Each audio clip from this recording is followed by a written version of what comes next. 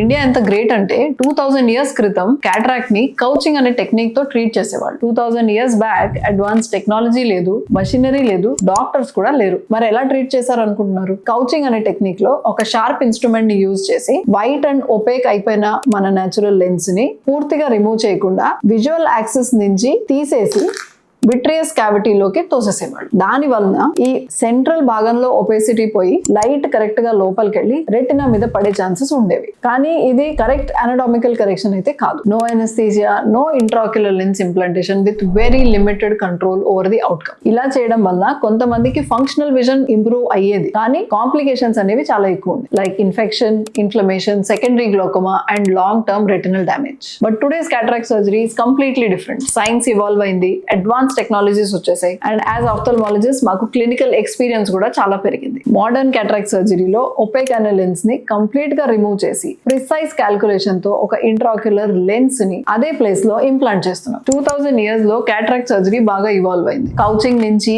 ఐసీసీఈ, తర్వాత ECCE, phacoemulsification and ఇప్పుడు robotic cataract surgery. దీని ఎవల్యూషన్ ఎలా అయిందో ఒక సిరీస్ ఆఫ్ వీడియోస్ లో చెప్తాను. Until then subscribe and save this video.